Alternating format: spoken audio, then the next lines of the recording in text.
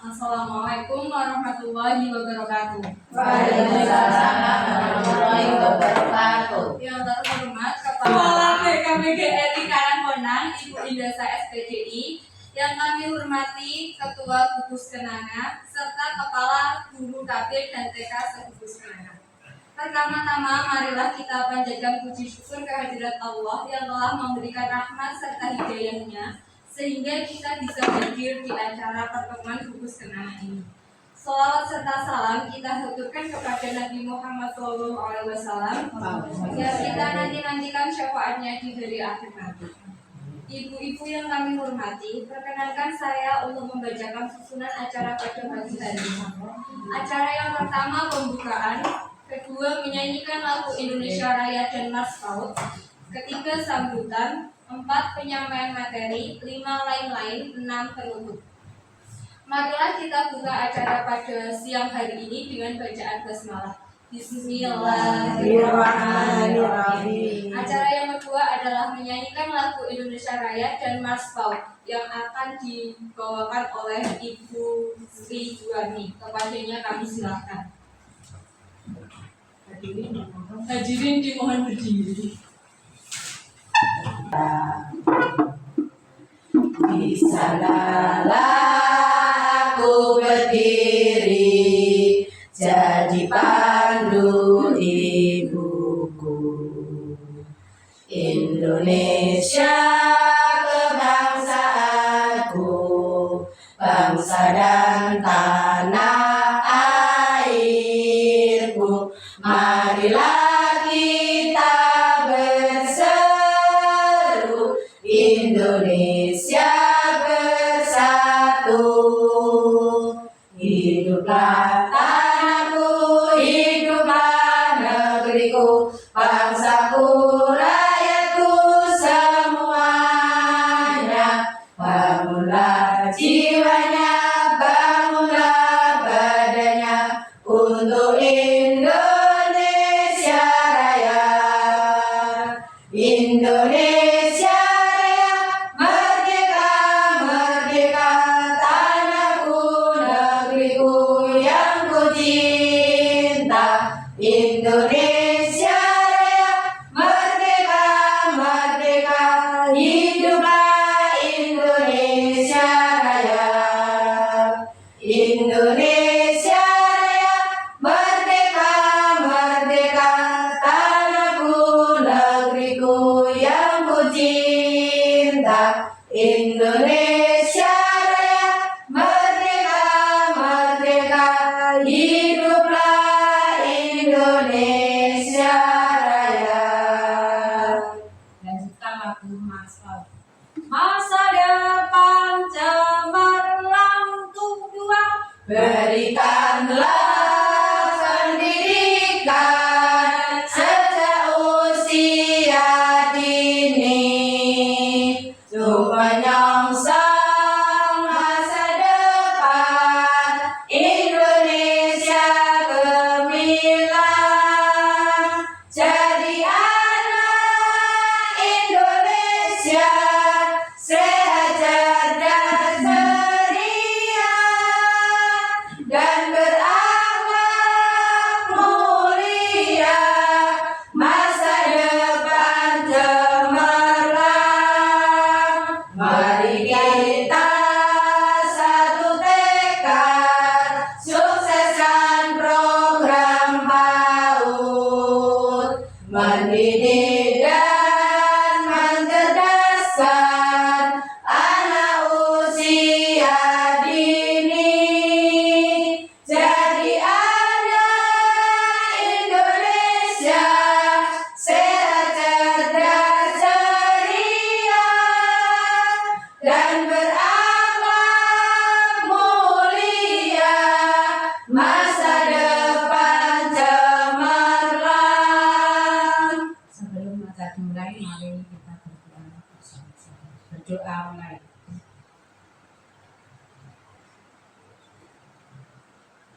Nah, selesai. Jadi dimohon duduk.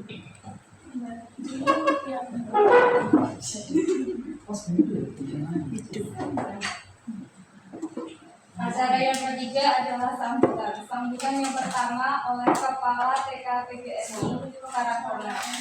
Kepadanya disilahkan. Terhormat Kepala dan Guru TK maupun KB Gugus Kenanga.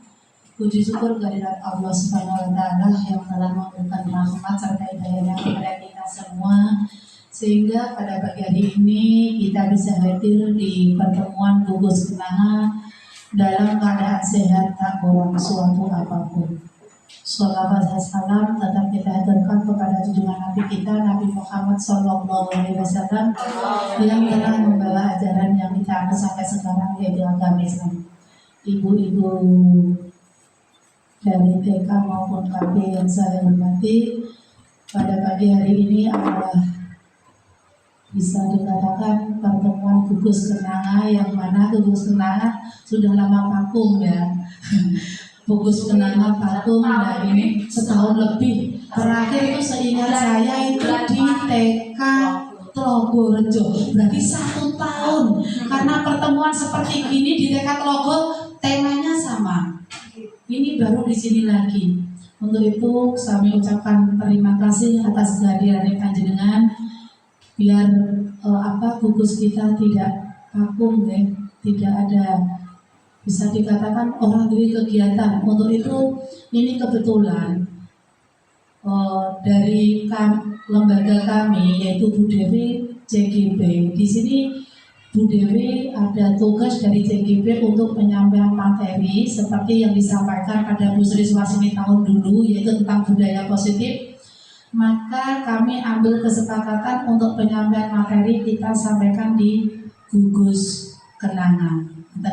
Biar Gugus Kenanga itu ada kegiatannya seperti apa. Dan itu kami ucapkan terima kasih atas kehadirannya panjenengan. Semoga yang belum hadir bisa menyusul, karena hal-hal seperti ini itu penting sekali buat kita, bermanfaat untuk kita, bahkan untuk lembaga kita nanti. Alah jangan Allah gak mangkat aku bahan gugus sampai menikah doko.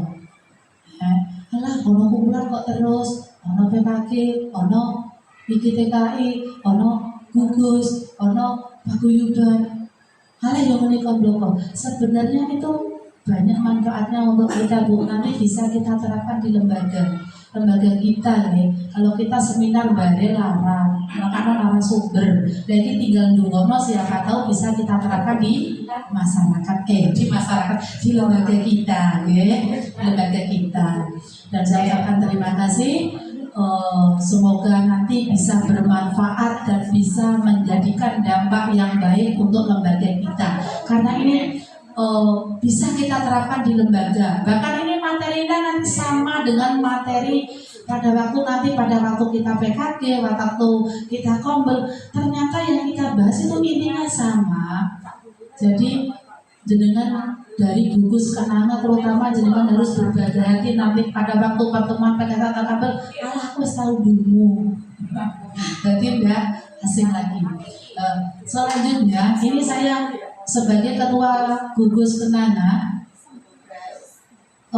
mau menyampaikan, dulu waktu ada pertemuan Gugus Kenanga yang khusus TK di TK PGRI Tlogorejo, pada waktu mau lomba display ya, telah membantu CGP Bu Devi Solikatul Inayah untuk melaksanakan tugasnya, yaitu presentasi tentang materi budaya positif.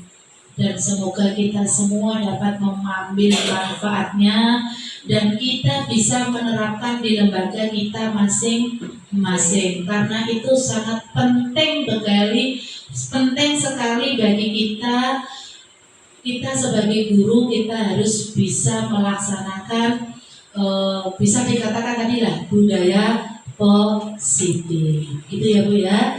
Terima kasih. Kurang lebihnya saya mohon maaf. Wabillahi taufiq wal hidayah. Wassalamualaikum warahmatullahi wabarakatuh.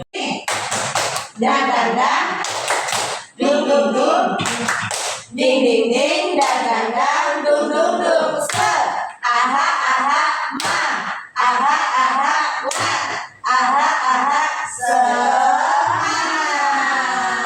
Oke. Nanti kalau saya bilang teman-teman jawabnya siap seperti itu ya. Terus kalau saya bilang gugus kenanga, kreatif, inovatif, luar biasa. Seperti itu deh. Teman-teman siap gugus kenanga, kreatif, inovatif, luar biasa. Oke. Hari ini saya akan menyampaikan budaya positif. Apa sih budaya positif itu? Nah, budaya positif adalah nilai-nilai keyakinan dan kebiasaan-kebiasaan di sekolah yang berpihak pada murid agar murid dapat berkembang menjadi pribadi yang kritis, penuh hormat dan bertanggung jawab. Dalam budaya positif sendiri terdapat beberapa elemen, yaitu perubahan paradigma belajar, kebutuhan belajar murid, disiplin positif, motivasi perilaku manusia, keyakinan kelas, nilai-nilai kebajikan, segitiga restitusi, dan posisi kontrol guru. Dalam pembelajaran dengan paradigma baru, kita sudah belajar tentang profil pelajar Pancasila, di mana dalam profil pelajar Pancasila sendiri ada 6 elemen, yaitu beriman dan bertakwa kepada Tuhan Yang Maha Esa, bergotong royong, mandiri, kreatif, dan benar kritis.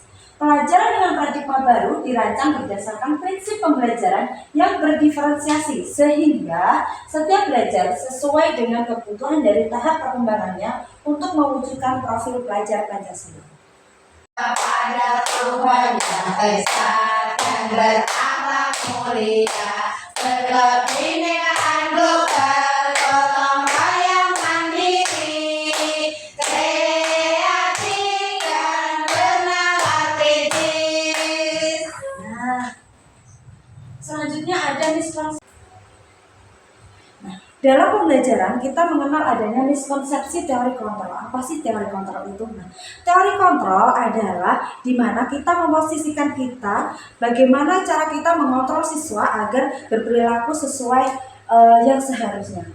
Dalam miskonsepsi teori kontrol ini diluruskan oleh Dr. William Glasser, ada empat macam miskonsepsi. Yang pertama, ilusi guru mengontrol murid, yaitu pada dasarnya guru itu tidak bisa mengontrol anak-anak untuk melakukan sesuatu, karena anak-anak bebas melakukan apapun sesuai dengan kehendaknya.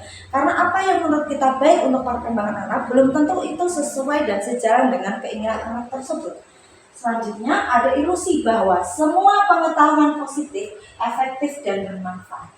Padahal dalam jangka waktu tertentu mungkin efektif, namun bisa menjadi ketergantungan. Ketika kita hanya sering melakukan pujian, melakukan hadiah, reward kepada anak-anak agar melakukan hal-hal kebajikan, tentu hal itu akan menjadi ketergantungan oleh anak, sehingga motivasi yang muncul dalam diri anak itu bukan motivasi intrinsik tapi motivasi ekstrinsik, karena tadi mereka hanya ingin mendapatkan pujian dan juga mendapatkan hadiah dari gurunya. Nah, selanjutnya ada ilusi bahwa kritikan dan membuat rasa bersalah dapat menguatkan karakter. Ketika kita hanya langsung menyalahkan anak tanpa anak mengetahui kesalahannya apa, itu bukan membuat anak merasa lekas tahu apa yang dia kesalahannya apa, tapi justru akan mengkerdilkan rasa dalam dirinya. Dia akan merasa gagal identitasnya, akibatnya mereka merasa buruk tentang dirinya, dia akan rendah diri, dia akan merasa saya salah, ini salah, itu salah, sehingga ketika dewasanya nanti dia akan lebih cenderung diam, dia nggak mau mengungkapkan pendapatnya, akan kesulitan ngomong di depan orang seperti itu. Nah, selanjutnya miskonsepsi selanjutnya yaitu ilusi bahwa seorang dewasa memiliki hak untuk memaksa. Nah, seperti yang dari awal tadi sudah saya jelaskan, guru tidak punya hak untuk memaksa anak. Guru itu adalah sebagai fasilitator. Yang mana namanya fasilitator itu memfasilitasi anak agar mampu berkembang sesuai dengan tumbuh kembangnya, sesuai dengan bakat minatnya, seperti itu. Nah, selanjutnya di sini ada materi mengubah paradigma stimulus respon ke pendekatan teori kontrol. Di sini ada stimulus respon tentang dunia dan teori kontrol tentang dunia. Dalam teori stimulus respon, realitas kebutuhan kita itu sama. Padahal setiap individu itu punya kebutuhan yang berbeda-beda. Kemudian semua orang melihat hal yang sama. Padahal tentu saja tidak. Ketika saya melihat angka 9, mungkin ketika orang lain melihat mungkin itu angka 6, atau itu mungkin juga huruf G, seperti itu ya. Jadi pandangan kita itu tidak mungkin sama. Jadi sesama individu tentu kita itu harus saling memahami, saling mengerti satu dengan yang lainnya. Selanjutnya kita mencoba mengubah orang agar pandangan sama dengan kita. Padahal seharusnya kita berusaha memahami pandangan orang lain tentang dunia. Sama tadi yang sudah saya jelaskan, kita tidak bisa memaksakan kehendak kita karena pandangan orang dan pandangan kita tentunya akan berbeda, nggak akan sama, seperti itu. Selanjutnya orang lain bisa mengontrol saya, padahal hanya saya sendirilah yang bisa mengontrol diri saya. Orang lain memaksakan ini itu, tapi ketika kehendak saya berkata tidak, saya tidak mau, atau saya mau melakukan, maka orang lain tersebut tidak bisa mengontrol saya. Selanjutnya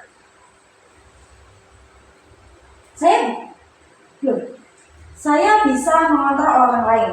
Anda tidak bisa mengontrol orang lain karena tadi hanya diri kita sendiri yang bisa mengontrol keinginan kita.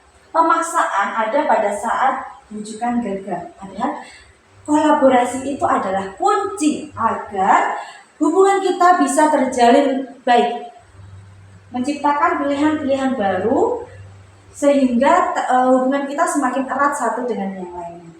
Ada selanjutnya dalam teori stimulus respon ada model berpikir menang atau kalah. Padahal dalam teori kontrol tentang dunia kita bisa berpikir menang-menang. Kita bisa saling bekerja sama sehingga kita sama-sama diuntungkan, bukan salah satu pihak saja yang merasa diuntungkan. Seperti itu. Nah, selanjutnya ada materi disiplin positif. Biasa kita memaknai disiplin itu sesuatu yang menakutkan dan cenderung untuk mendapatkan suatu kepatuhan. Kita itu cenderung menimbulkan ketidaknyamanan. Padahal disiplin positif merupakan salah satu cara penanaman disiplin yang bertujuan untuk menumbuhkan kesadaran serta memberdayakan melakukan sesuatu tanpa sogokan, ancaman maupun hukuman. Sebagai pendidik, tujuan kita adalah menciptakan anak-anak yang memiliki disiplin diri sehingga mereka bisa berperilaku dengan mengacu pada nilai-nilai kebajikan universal, memiliki motivasi intrinsik, bukan motivasi ekstrisik.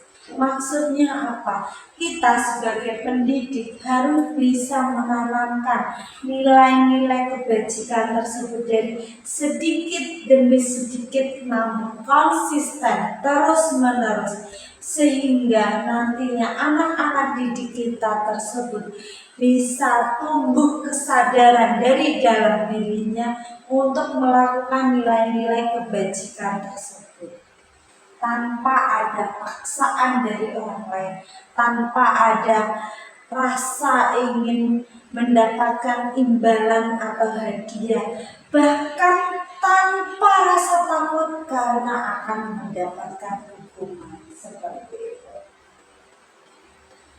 Selanjutnya terdapat nilai-nilai kebajikan yang biasa kita temui dalam institusi atau organisasi.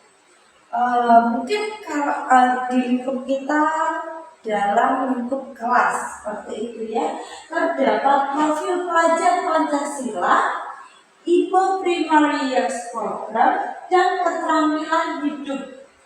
Profil pelajar Pancasila sendiri terdapat 6 elemen, yaitu beriman dan bertakwa kepada Tuhan Yang Maha Esa dan berakhlak mulia. Yang kedua, berkebinekaan global. Ketiga, gotong royong, mandiri, kreatif, dan inovatif. Bernalar kritis.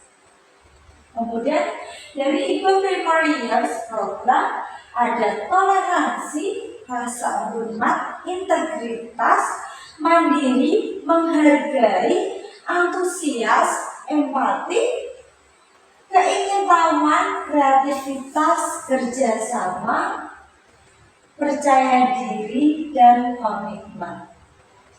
Selanjutnya dari elemen keterampilan hidup terdapat dapat dipercaya, lurus hati, pendengar yang aktif, tidak merendahkan orang lain, memberikan hal yang terbaik dalam diri kita. Sebagai seorang guru, kita itu harus mampu memberikan yang terbaik dalam diri kita. Kita ketika salah, kita jangan sungkan untuk meminta maaf kepada anak. Jangan mentang-mentang kita orang dewasa, kita guru, lantas kita merasa kita paling benar, sehingga kita untuk meminta maaf saja rasanya nggak mau. Jangan seperti itu. Sebaiknya kalau kita merasa bersalah, bilang aja, katakan yang sejujurnya ke anak, adik mohon maaf, ibu hari ini seperti ini.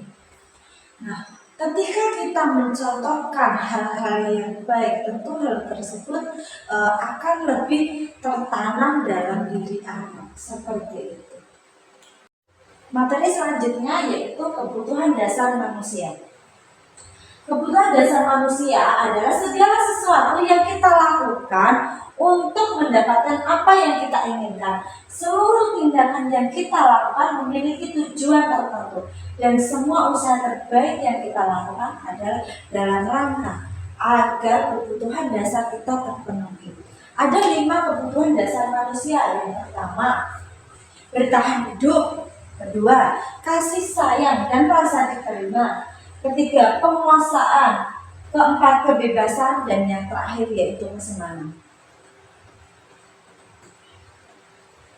Bertahan hidup terdiri dari 3 hal, yaitu sandang, pangan, dan papan. Dalam kehidupan pembelajaran di sekolah, kita mungkin bisa melakukan pembelajaran proyek bersama anak-anak. Kita bisa mengajak anak-anak untuk praktek membuat makanan-makanan ringan yang mudah untuk mereka praktekkan di rumah, sehingga ketika mereka dewasa kelak nanti, hal tersebut bisa dimanfaatkan anak. Dia akan terus teringat tentang pembelajaran life skill yang pernah kita ajarkan. Bukan hanya tentang memasak, tapi hal-hal sederhana, misal cara memakai pakaian, memakai kaos kaki, sepatu, itu pun perlu kita ajarkan kepada anak sehingga dia bisa mandiri terhadap dirinya sendiri. Kemudian ada rasa kasih sayang dan rasa diterima. Kita saja sebagai orang dewasa, kita itu pengen diterima, mendapatkan kasih sayang. Bagi guru, kita pengen diterima anak didik kita, diterima dengan terbuka tanpa dia memikirkan hal-hal yang lain di rumah. Ketika anak merasa sedih atau apa, sebaiknya kita mendekati, menyamakan kedudukan kita dengan anak. Ketika anak jongkok, ya kita ikut jongkok. Samakan kita dengan anak sejajar, usahakan sejajar sehingga anak merasa guru adalah temannya, sehingga mereka akan merasa nyaman untuk mengeluarkan unek-unek atau perasaannya kepada kita. Selanjutnya ada penguasaan, yaitu terdiri dari harga diri, diakui, dihargai, memimpin, berprestasi, dan didengar. Nah, tadi anak-anak itu juga pengen didengar. Bukan hanya kita orang dewasa, tapi anak-anak pun ingin didengar. Dia pengen mengeluarkan perasaannya. Kita harusnya mendengar, jangan menghakimi. Ketika anak cerita, baiknya kita dengar. Entah apapun itu yang dia ceritakan, sebaiknya kita dengar. Lebih bagus lagi kalau kita bisa merespon, memberikan pertanyaan-pertanyaan sehingga mereka benar-benar merasa dihargai. Selanjutnya ada kebebasan yang terdiri dari mandiri, memiliki pilihan, mencoba hal baru, dan mengendalikan diri. Nah, anak-anak sendiri itu pengennya tentu bermain. Nah, sebagai kita guru TK, guru KB begitu ya ibu-ibu ya, kita menyediakan berbagai aneka permainan. Nah, kenapa harus menyediakan berbagai permainan? Tadi anak-anak itu pengennya bebas. Kita bisa memberikan kebebasan tersebut. Mereka mau belajar apapun terserah, monggo, nggak apa-apa. Yang penting anak-anak mau belajar, mau menyelesaikan tugas. Ketika mereka nggak mau menyelesaikan tugas, nah itu adalah tugas kita untuk melakukan stimulus sehingga dia nantinya bisa bersemangat, termotivasi untuk menyelesaikan tugas yang sudah kita berikan. Selanjutnya yang terakhir yaitu kesenangan bermain, humor, antusias, dan tertawa. Nah, guru-guru PAUD, guru-guru TK, KB itu sangat kreatif. Kita menciptakan berbagai macam tepuk, lagu, yel-yel, permainan. Untuk apa? Untuk anak agar mereka merasa bahagia, tertawa, dia senang berada di sekolah. Mereka dengan bermain itu akan lebih mudah menyerap berbagai informasi yang sudah kita berikan. Selanjutnya ada motivasi perilaku manusia. Motivasi merupakan dorongan yang timbul pada diri seseorang secara sadar atau tidak sadar melakukan sesuatu tindakan dengan tujuan tertentu. Ada 3 macam motivasi dalam diri manusia. Yang pertama, menghindari hukuman. Yang kedua, ingin mendapatkan pujian dari orang lain. Dan yang terakhir, menghargai nilai-nilai kebajikan diri sendiri. Dari 3 motivasi ini terdapat 2 motivasi ekstrinsik. Yang pertama, menghindari hukuman dan mengharapkan imbalan. Ketika kita melakukan kegiatan atau tindakan karena 2 hal tadi, berarti kita bisa dikatakan belum tulus dalam melakukan perubahan, dalam melakukan perbaikan seperti itu. Alangkah lebih baik. Di sini ada konsep disiplin dengan identitas gagal, yaitu ada 2 elemen, hukuman dan penghargaan. Hukuman itu sifatnya menyakitkan, tidak nyaman, membuat murid takut, memaksa, dan murid menyembunyikan kesalahan pada akhirnya karena tadi dia tidak ingin dihukum. Jadi ketika dia salah pun dia tidak akan mau mengakui karena tadi dia tidak mau dihukum. Dia pasti akan bukan saya sih itu. Dia bahkan menyalahkan temannya yang lain. Tentu hal ini tidak baik ya, karena seperti pepatah lempar batu sembunyi tangan, tidak baik. Karena kita itu harus menanamkan sikap jujur kepada anak sehingga dia bisa berkata, melakukan perbuatan itu juga jujur tanpa melakukan kebohongan. Dan yang terakhir, murid menjadi rendah diri karena dia merasa melakukan ini salah, itu salah. Kenapa ngapa-ngapain aku itu salah? Saya itu harus ngapain? Dia nggak tahu. Jadi karena hukuman tadi bersifat searah, murid tidak dilibatkan. Akhirnya dia tidak tahu dia itu harus melakukan apa, tidak tahu, sehingga dia nantinya akan memilih diam. Dia tidak mau melakukan eksplorasi lanjutan. Dia tidak mau mengembangkan dirinya, tidak mau melakukan kreativitasnya itu tidak timbul karena tadi dia takut dihukum. Dia merasa rendah diri. Selanjutnya penghargaan. Penghargaan adalah sesuatu bentuk penghargaan atau imbalan balas jasa yang diberikan kepada seseorang atau kelompok karena telah berperilaku baik, melakukan suatu keunggulan atau prestasi, memberikan suatu sumbangsih atau berhasil melaksanakan tugas yang diberikan sesuai target yang ditetapkan. Penghargaan ini biasanya berupa pujian atau imbalan hadiah seperti itu. Ini tidak efektif juga. Tadi sudah saya jelaskan bahwa nantinya anak akan tergantung seperti itu, merusak hubungan antara guru dengan anak, mematikan kreativitas, menghukum dan dengan sistem ranking. Mungkin ini kalau di PAUD atau di TK sudah tidak ada yang namanya sistem ranking. Di SD mungkin tahun-tahun lalu ada yang namanya sistem ranking. Mungkin itu baik untuk meningkatkan rasa bersaing anak, motivasi dalam dirinya untuk terus belajar dan belajar. Tapi tanpa kita sadari itu menumbuhkan rasa tidak peduli anak, kepedulian anak itu menjadi kurang. Kenapa? Dia akan mementingkan egonya sendiri. Gimana caranya aku bisa lebih dari si A, si B, dan si C. Dia tidak mau membantu orang lain karena tadi dia pengen terus unggul seperti itu. Yang terakhir, merampas hak menghargai dirinya. Selanjutnya, konsep disiplin dengan identitas yang sukses. Ada dua elemen yang baik untuk mensukseskan identitas, yaitu konsekuensi dan juga restitusi. Konsekuensi sudah terencana atau sudah disepakati, sudah dibahas dan disetujui oleh murid dan guru. Umumnya berbentuk konsekuensi dibuat oleh pihak guru atau sekolah, dan murid sudah mengetahui sebelumnya konsekuensi yang akan diterima bila ada pelanggaran.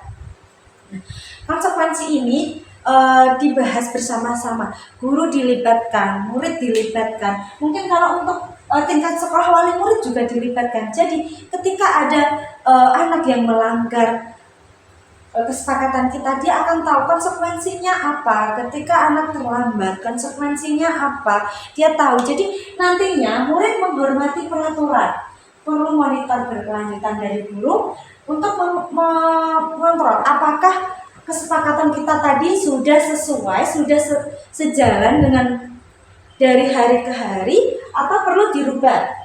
Selanjutnya ada stimulus respon. Nah, selanjutnya yaitu poin restitusi. Restitusi adalah proses menciptakan kondisi bagi murid untuk memperbaiki kesalahan mereka, sehingga mereka bisa kembali pada kelompok mereka dengan karakter yang lebih kuat. Dalam restitusi ini, guru dan siswa melakukan diskusi bersama. Guru menanyakan ke anak apa hal yang sudah dilakukan, kira-kira bagaimana, baik atau tidak, kurang baik. Kemudian langkah apa yang nantinya akan dilakukan untuk memperbaiki kesalahan tersebut.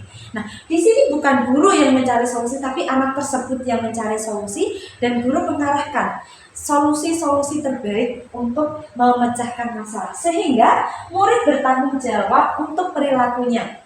Murid tahu dia melakukan apa, bagaimana penyelesaiannya, sehingga fokus pada pemecahan masalah jangka panjang. Selanjutnya, murid menghormati dirinya dan orang lain, dan yang terakhir teori kontrol. Dirinya mengerti, kontrol akan dirinya sendiri. Nah, konsep disiplin pendekatan restitusi, sebuah cara menanamkan disiplin positif pada murid. Restitusi adalah proses menciptakan kondisi bagi murid untuk memperbaiki kesalahan mereka, sehingga mereka bisa kembali pada kelompok mereka dengan karakter yang lebih kuat. Ini menurut dosen tahun 2004. Ciri-ciri restitusi yang pertama, bukan menebus kesalahan, namun belajar dari kesalahan. Memperbaiki hubungan, tawaran bukan paksaan, menuntut untuk melihat ke dalam diri, fokus pada karakter bukan tindakan, dan yang terakhir menguatkan dan fokus pada solusi.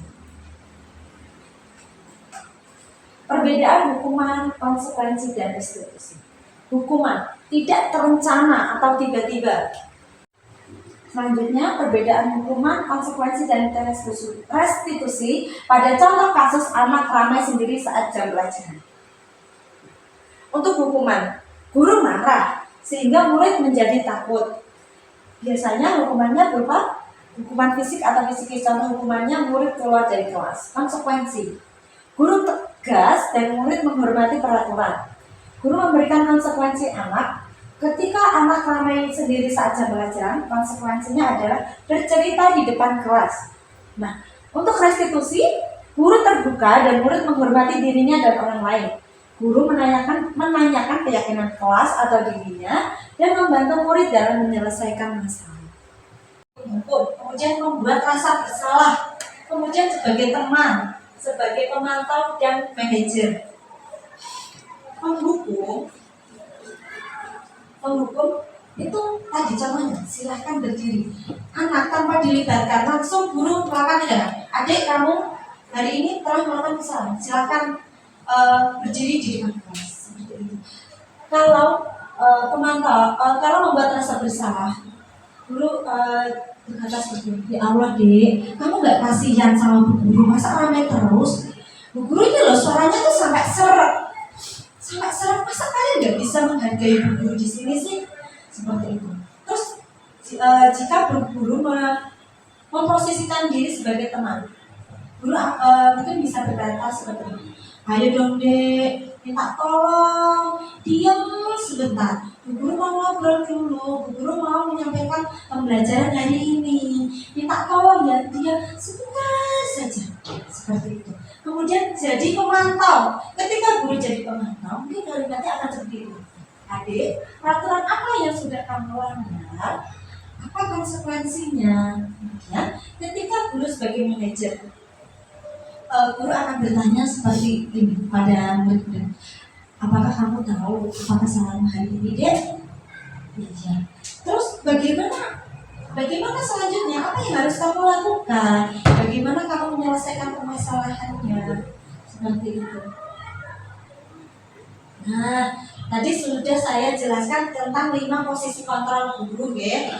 Selanjutnya, jika kalimatnya saya kecewa sekali sama kamu, kira-kira posisi guru tadi sebagai seorang apa? Saya kecewa.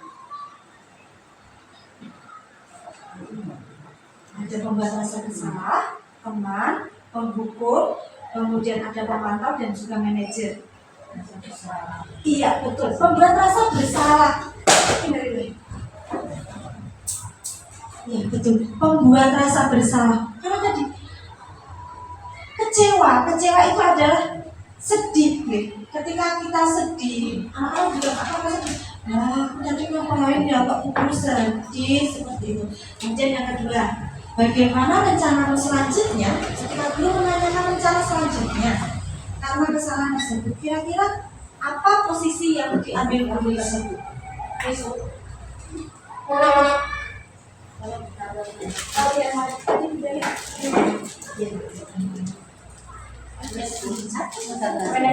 Iya, betul. Sebagai manajer, guru melakukan pemantauan pada anak dan mengajarkan anak untuk memberikan solusi sendiri atas kesalahan yang dia perbuat, atas solusi yang harusnya dia miliki, seperti itu. Selanjutnya ada keyakinan kelas.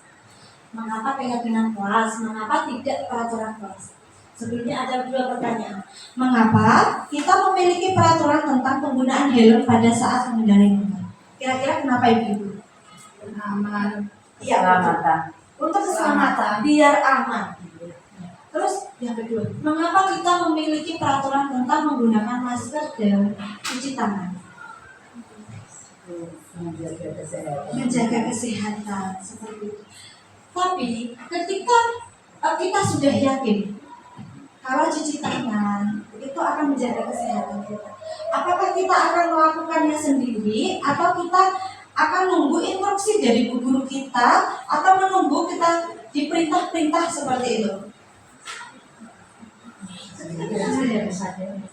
Dengan kesadarannya sendiri, kalau kita sudah yakin kalau kita pakai masker, cuci tangan, kita pasti akan sehat, kita pasti akan terhindar dari bakteri atau kuman-kuman yang ada di luaran sana, seperti itu.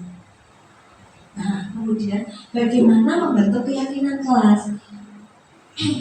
Yang pertama, pembentukan keyakinan kelas itu lebih abstrak dari peraturan, sedikit saja agar lebih mudah diingat. Kemudian berupa pernyataan universal, dibuat dalam bentuk kalimat positif, dilakukan oleh semua warga kelas atau sekolah sesuai dengan kondisi sekolah agar mudah diterapkan di dalam kelas. Nah, dalam pembentukan keyakinan kelas, kita bisa melakukan diskusi bersama. Jika kita membuat peraturan sekolah, kita diskusinya semuanya, baik kepala sekolah, guru, siswa, dan mungkin juga melibatkan wali murid agar wali murid tahu, oh di sekolah kita itu keyakinannya seperti ini. Nah, kalau di dalam kelas mungkin cukup guru sama siswanya, agar kalau diskusi itu dilakukan bersama-sama, anak merasa dilibatkan, tentu dia akan merasa dihargai dan dia juga akan menerapkan hal tersebut. Menstabilkan identitas. Berdasarkan prinsip membuat kesalahan adalah bagian dari proses belajar. Nah, ini tadi lanjutan dari tiga restitusi. Yang pertama kita lakukan adalah menstabilkan identitas. Prinsipnya bahwa salah itu tidak masalah. Salah itu kita harus belajar dari kesalahan kita agar nantinya bisa menjadi lebih baik lagi. Nah, yaitu berbuat salah itu wajar. Tidak ada manusia yang sempurna. Kemudian ibu juga pernah melakukan kesalahan. Jadi tidak apa-apa jika anak melakukan kesalahan. Kita akan belajar. Kemudian ibu tidak mau menyalahkan siapa-siapa, tapi ibu ingin mencari solusi dari permasalahan ini. Kemudian kamu berhak merasa begitu. Ketika anak-anak dilibatkan, guru tidak harus menyelesaikan masalahnya sendiri, tapi anak-anak tadi diajak berdiskusi apa yang perlu kita lakukan. Anak-anak akan memunculkan ide-ide. Oh, saya harus seperti ini, saya harus begitu, solusinya begini, solusinya begitu. Kemudian kita sepakati bersama sehingga nanti kita akan lebih mematuhi hal tersebut. Kemudian di sini ada segitiga restitusi. Segitiga restitusi adalah suatu proses dialog yang dijalankan guru atau orang tua agar dapat menghasilkan murid yang mandiri dan bertanggung jawab. Prosesnya ada tiga. Yang pertama menstabilkan identitas, yang kedua validasi tindakan yang salah, dan yang terakhir menanyakan keyakinan. Tahapan dari segitiga restitusi yang pertama, tahap menstabilkan identitas dilakukan berdasarkan prinsip membuat kesalahan adalah bagian dari proses pembelajaran yang nantinya akan menggeser identitas gagal ke identitas sukses. Yang kedua, tahap validasi tindakan yang salah dilakukan dengan berdasarkan prinsip setiap perilaku berupaya memenuhi suatu kebutuhan tertentu. Guru akan bergeser dari pikiran stimulus respon menjadi proaktif sehingga dengan mengenali dan mengakui kebutuhan murid akan memperbaiki hubungan dengan murid. Dan yang terakhir, tahap menanyakan keyakinan pada murid akan diberi pertanyaan-pertanyaan bermakna untuk memunculkan motivasi secara intrinsik sehingga mampu mengaitkan keyakinan dengan tindakan yang salah. Tadi validasi tindakan yang salah berdasarkan prinsip tadi, salah tidak masalah karena kesalahan adalah bagian dari belajar. Memperbaiki identitas yang kurang sesuai ke identitas yang berkualitas. Kemudian validasi tindakan yang salah berdasarkan prinsip perilaku berupaya memenuhi kebutuhan tertentu, yaitu kamu pasti punya alasan mengapa melakukan hal tersebut. Padahal kamu bisa melakukan hal yang baik daripada yang ini. Kamu patut bangga kalau memiliki sesuatu yang penting bagimu, dan yang terakhir kamu melakukan karena mempertahankan sesuatu yang penting bagimu. Menanyakan keyakinan, yaitu berdasarkan prinsip teori kontrol bahwa pada dasarnya kita termotivasi secara intrinsik, yaitu kita sebagai guru bisa menanyakan kepada anak apa keyakinan kelas kita, nilai-nilai apa yang telah disepakati bersama, seperti apa gambaran sebuah kelas yang ideal menurutmu, dan yang terakhir apa yang kamu ingin menjadi seorang yang seperti apa. Nah, ini ada contoh penerapan segitiga restitusi. Ini bisa kita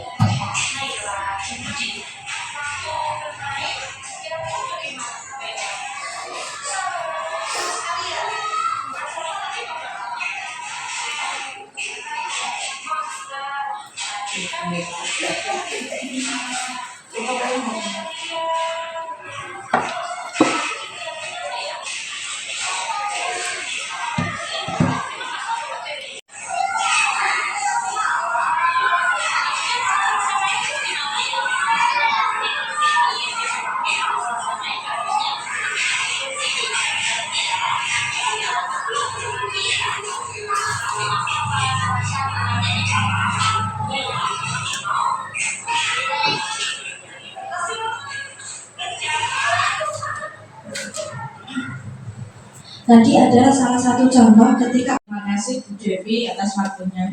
Di sini saya mau bertanya tentang bagaimana agar budaya positif di rumah sesuai dan selaras dengan budaya positif yang ada di lingkungan sekolah. Terima kasih. Terima kasih Ibu. Saya langsung menanggapi saja, biar tidak lupa sama pertanyaannya. Nah, bagaimana sih biar yang di lingkungan rumah Bapak Ibu itu juga sama disiplinnya, anak-anak disiplin di rumah dan disiplin sekolah itu sama. Nah, yang pertama tadi, ketika kita melibatkan orang tua atau wali murid dalam pembuatan kesepakatan kelas atau kesepakatan sekolah, itu akan bisa berlanjut di rumah karena orang tua tahu, oh kalau waktunya naruh sepatu itu ditaruh di rak. Kalau pagi kan kita sudah membiasakan hal tersebut ya Bu ya. Jadi kalau di rumah anak-anak tinggal ditegur, adek sepatunya di mana? Nah, pasti akan langsung menaruhnya di rak karena dia sudah terbiasa melakukan hal tersebut di sekolah. Kemudian ketika anak kebanyakan main handphone, biasanya kan gitu ya Bu ya. Nah, di sekolah pun biasanya kita bisa melakukan interaksi atau komunikasi bersama wali murid itu bisa melakukan konseling atau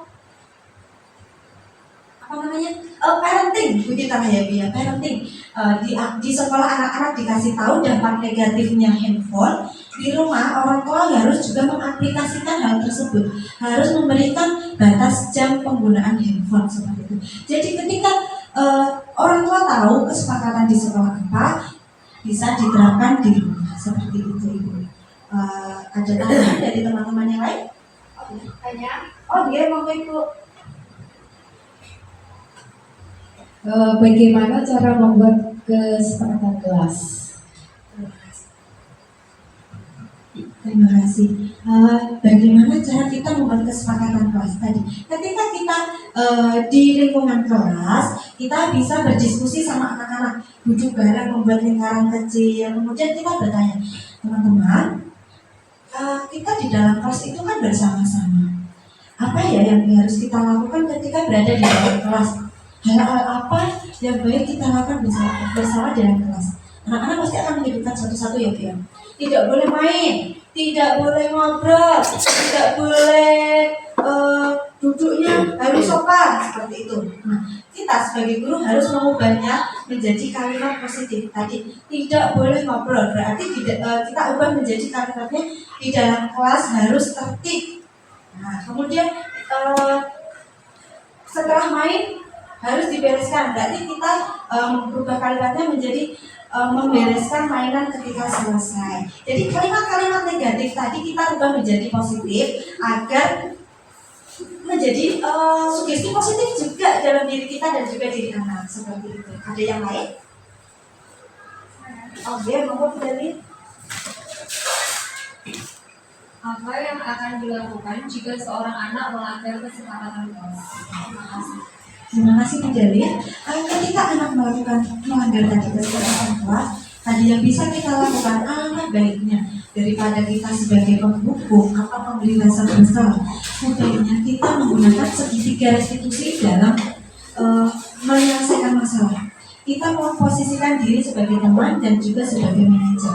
Karena yang kita hadapi tadi anak-anak. Kalau kita memposisikan sebagai seorang manajer, support gitu ya Bu ya. Jadi seorang manajer nyuruh ibaratnya itu langsung ngasih tahu, memberitahu yang salah yang mana, yang harus diperbaiki yang mana. Itu mungkin buat anak akan merasa rendah diri juga. Jadi lebih baik kita sebagai seorang teman dan juga menyelesaikan secara bersama-sama dengan menggunakan segitiga restitusi seperti itu. Ada pertanyaan lagi? Apa sudah cukup?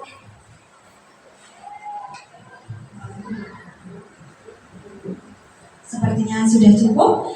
Terima kasih waktu yang diberikan kepada saya. Semoga materi pada siang hari ini bermanfaat untuk kita semua dan semoga bisa diterapkan di lembaga kita masing-masing.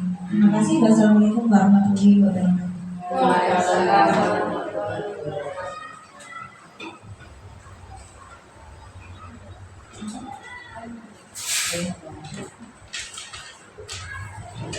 Acara selanjutnya adalah lain-lain yang akan lain-lain yang akan diisi oleh Bu Sri Suwasi.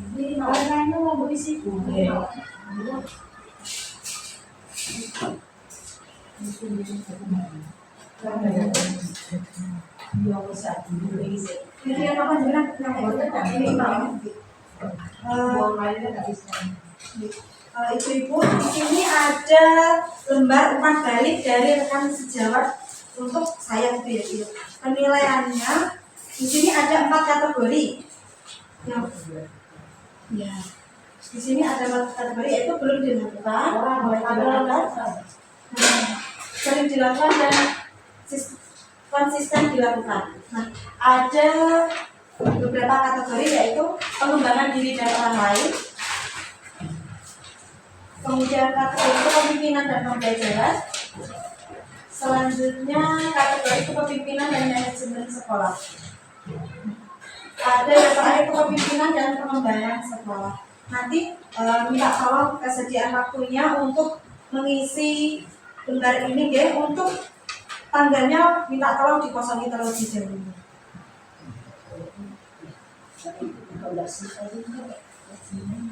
Ini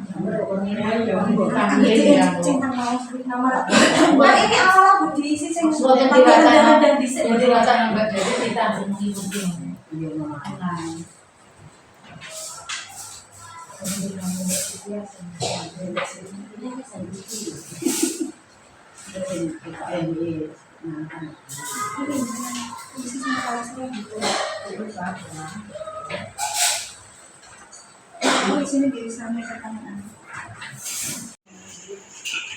Acara yang terakhir adalah penutup. Mari kita tutup acara pada siang hari ini dengan bacaan hamdalah. Yang bisa saya sampaikan, apabila ada salah kata saya mohon maaf. Wassalamualaikum warahmatullahi wabarakatuh.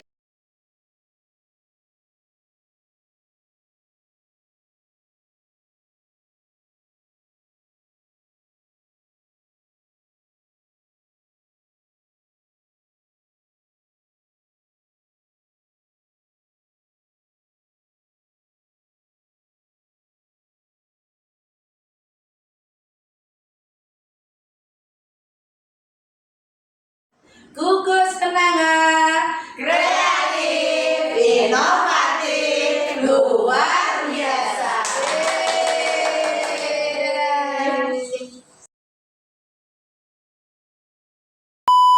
Bagaimana tepuk fokus yang tepuk fokus? Uma lihat, Uma dengar, konsentrasi, fokus. TKP dari karang mana?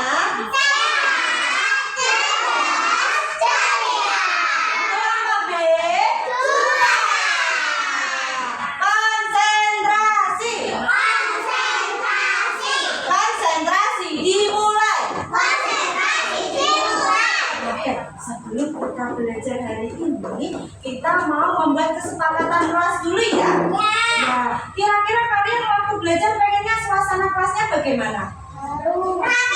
Yang rapi, yang seru. Terus duduk yang rapi. Nggak boleh maem.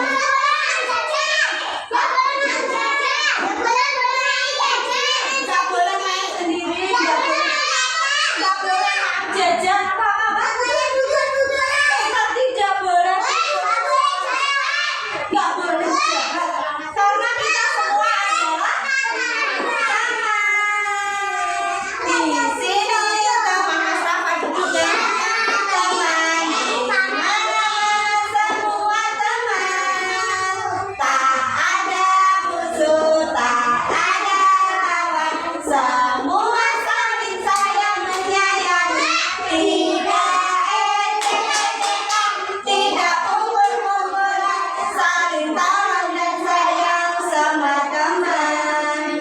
Sekarang Bu Dewi mau lanjut lagi. Tadi kalau duduk itu harus rapi. Kalau duduk rapi, kalau di kursi kakinya berada di mana? Di bawah. Di bawah. Bukan apinya di atas. Kalau di atas seperti ini? Tidak. Betul. Kayak orang dodol. Sopan enggak? Tidak sopan. Karena kalau duduk itu kakinya harus di bawah. Coba. Gimana?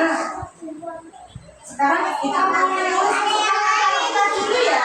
Yang pertama tadi kesepakatannya apa? Di sini ada yang nggak boleh sepakus. Harus fokus. Nggak boleh tahu nih kalau boleh doa. Kok nggak boleh fokus? Harus fokus apa tidak boleh fokus? Fokus. Harus fokus Mas Rafa.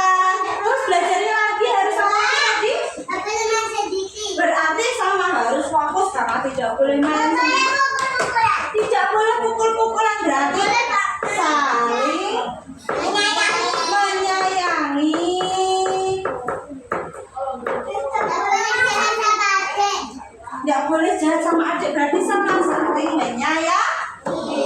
Terus apa lagi? Nggak boleh pukul-pukulan. Nggak boleh pukul-pukulan. Nggak boleh jahat. Nggak boleh jahat, harus saling menyayangi. Nggak boleh jahat. Tidak boleh makan jajan. Berarti makan jajannya saat apa? Saatnya kamu istirahat. Saat istirahat. Nggak boleh main di luar. Oh iya. Nggak boleh makan obat-obatan. Iya. Nggak boleh sendiri merasakan. Iya. Tidak main di luar berarti belajar di dalam kelas. Nggak boleh bercerita sendiri. Ya. Nggak boleh bermain sendiri.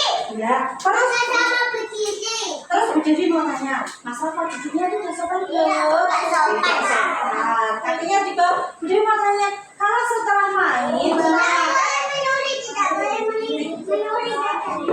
kalau habis makan itu tinggalnya di mana ya? Kalau habis makan, Sampahnya dibuang. membuang sampah. Membuang sampahnya di mana? Ya. Oke. Terus selanjutnya setelah buang sampah tempat sampah, waktu istirahat biasanya kalian ngapain? Makan. Selain makan, Minum. selain minum, Makan saja. selain mau jajan, selain buang sampah, waktu istirahat kalian biasanya ngapain? Bermain. Kalau bermain itu harus duduknya Mas Rafa. Di bawah kakinya di bawah saya. Setelah makan, setelah bermain sebaiknya diberesin basah. Membereskan mainan. Ya, tidak boleh mencuri jajan, harus saling berbagi. Yang belas kucingnya ada di mana ya? Mau main di luar apa fokus di depan? Di depan. Tadi katanya kalau belajar harus rapi ya dalam kelas. Terus Bu Devi bacakan ya. Oke. Kelompok B. Kelompok B siap. Kesepakatan kelas kita hari ini yang pertama harus fokus. Sepakat? Sepakat. Yang kedua saling menyayangi. Sepakat? Sepakat. Nah, yang ketiga makan saat istirahat. Sepakat? Sepakat. Yang keempat belajar di dalam kelas. Setuju? Setuju. Membuang sampah di tempat sampah. Setuju? Setuju. Terus membereskan mainan setelah bermain. Setuju? Setuju. Oke. Kalau setuju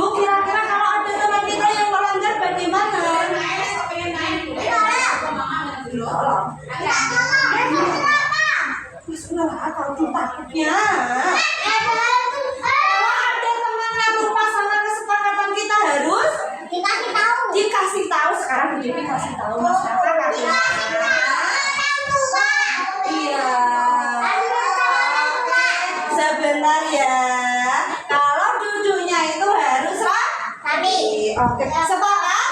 Sepakat. Tambah 1. Tambah 2. Tambah 3. Tambah 4.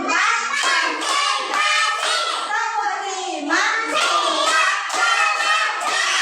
Jari hati simpan cinta, 2 jari pisah main, 3 jari simpang ape, jari keringking simpang janji, jempol atas itu pujian, jempol bawah tanda marah, jari kanan tidak sopan, jari menyiram janji palsu.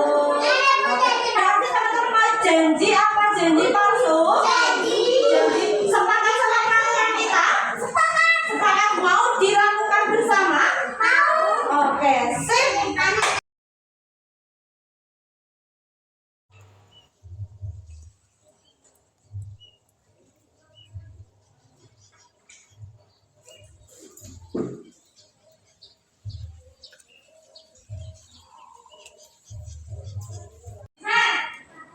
Teman-teman sekarang sekolah di mana ya? TKB. Nama sekolahnya apa? Pinter. TKBGRI Karangkonan. TKBGRI Karangkonan.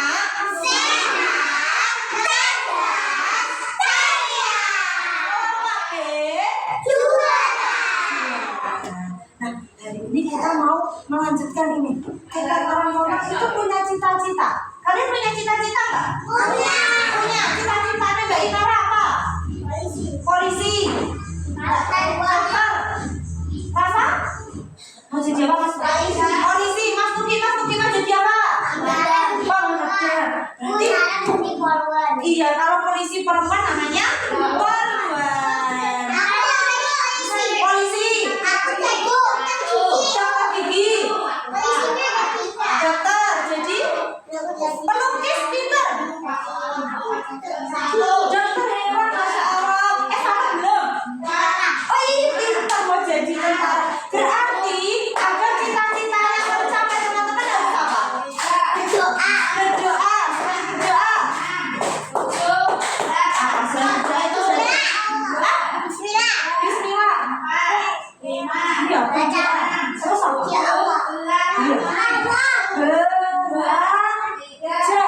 Sama seperti kalian. TKBGRI Karangkonan itu punya cita-cita. Apa yang cita-citanya ini? Dibacakan di TV ya. Cita-cita TKBGRI Karangkonan yaitu terwujudnya anak yang beriman dan bertakwa, cerdas, kreatif, dan bersikap santun. Cerdas. Berarti kalau cerdas itu apa?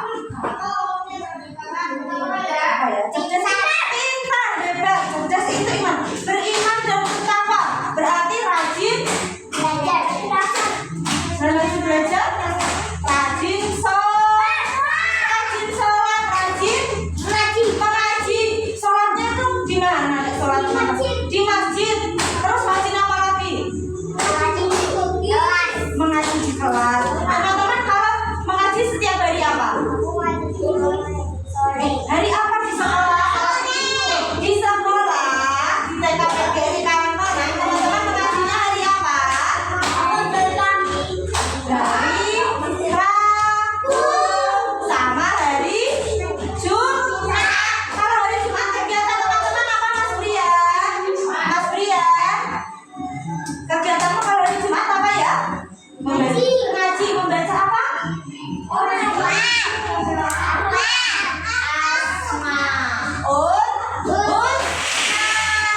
Membaca Asmaul Husna. Selanjutnya itu ada kreatif. Berarti kalau kreatif teman-teman itu apa biasanya ya? Belajarnya gimana? Menulis, terus membaca, mengaji, sholat. Kreatif teman-teman. Kalau misal diajak Bu Jemi berkarya membuat buku. Nah, bukunya itu tidak hanya dilipat saja kertas lipatnya, tapi biasanya teman-teman menambahkan apa? Lem. Terus lem kertas. Terus dikasih apa? Gambar.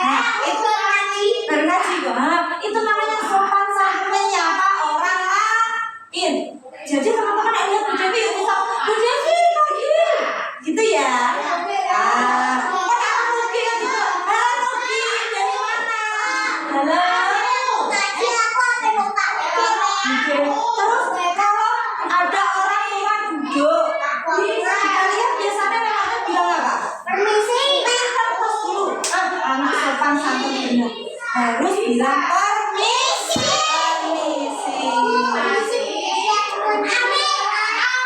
Hebat Mas Rafa, bahasa Jawanya amin. Nek ana orang lewat tau dhewe ora amin nggih Mbak. Amin. Nah, itu deh. Terus selanjutnya bersikap santun itu nggak hanya sama manusia, tapi sama tumbuhan, sama binatang itu juga harus sopan, harus bersikap baik. Bagaimana caranya? Hebat, pohonnya jangan ditebang. Hewannya jadi gorok, harus dipilih. Nek cuci jadi eman-eman di rumah dia, dirawat kasih apa biar cepat makan. Terus dia lagi minum. Gimana susu? Kambingnya dia susu. Masih cilik.